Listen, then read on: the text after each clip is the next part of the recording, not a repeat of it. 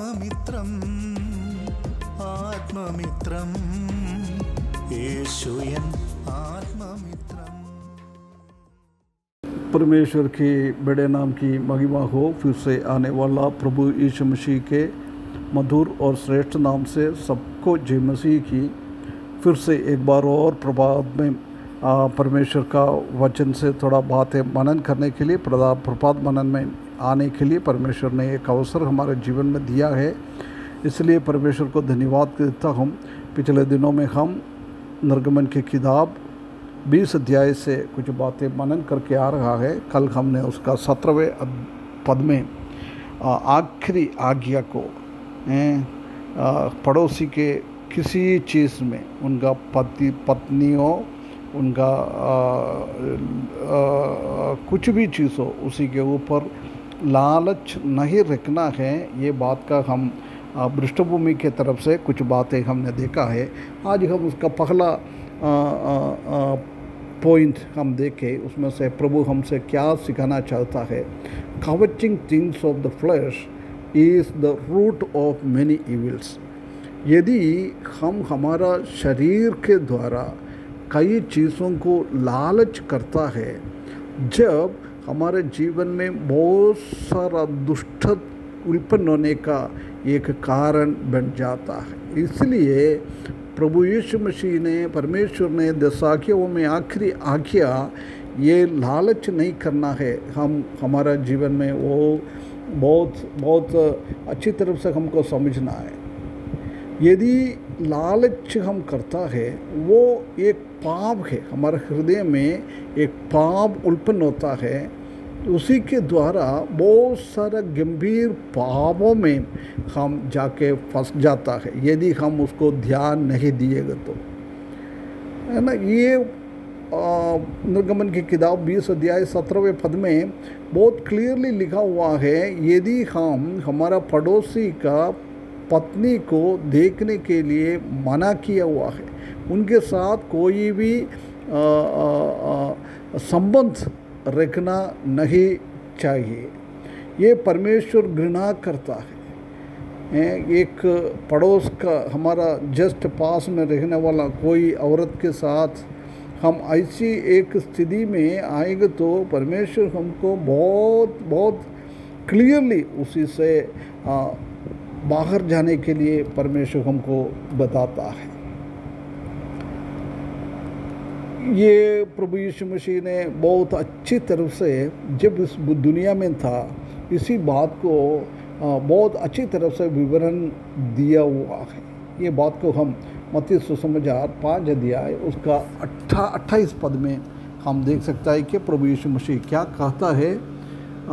परंतु मैं तुमसे ये कहता हूँ कि जो कोई किसी स्त्री पर कुदृष्टि डाले वो अपने मन में उससे व्यभिचार कर चुका है। देख, हम गलत तरीके से कोई भी एक स्त्री को देखता है, उसी के द्वारा हमारे हृदय में एक बहुत बड़ा पाप, कौन सी पाप है? व्यभिचार की पाप।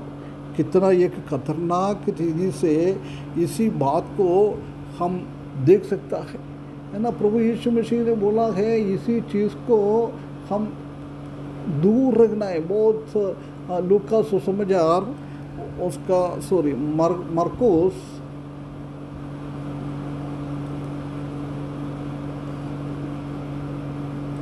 मरकोस उसका 7वें अध्याय 21 से 23 उधर पढ़ेगा तो भी इसी बात को हम देख सकता है।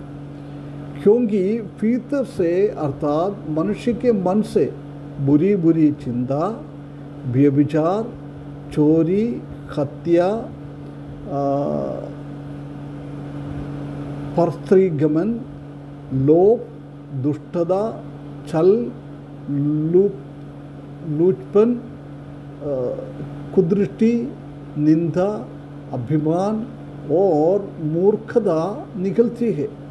ये सब बुरी बातें भीतर ही से निकलती है और मनुष्य को अशुद्ध करती है। देख, ये व्यभिचार है, परसंग है, दृष्टि, बुरी दृष्टि से औरत को देखना है, ये सब हमारे अंदर से निकलता है, वो पाप हमारे हृदय में बन जाता है।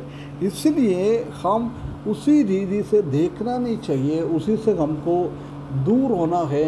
ये प्रभु यीशु मसीह ने हमको सिखाया है। उसके बाद हम पहला यूहन्ना उसका दूसरा अध्याय उसी का 16वें पद में भी यूहन्ना बहुत क्लियरली लिखा हुआ है, ये लालच हमारे जीवन में नहीं आना चाहिए। पहला यूहन्ना दूसरा अध्याय उसका 16वां पद, 16वां पद में ऐसा लिखा है, क्योंकि जो कुछ संसार में है अर्थात शरीर की अभिलाषा, आंखों की अभिलाषा और जीवन का घमंड, ये पिता की ओर से नहीं परंतु संसार ही की ओर से है ना। ये अभिलाषा, ये लालच, ये हर एक चीज़ से ये शैतान की ओर से है, कभी भी परमेश्वर के ओर से नहीं है। ये बात को हम देख सकता है ना।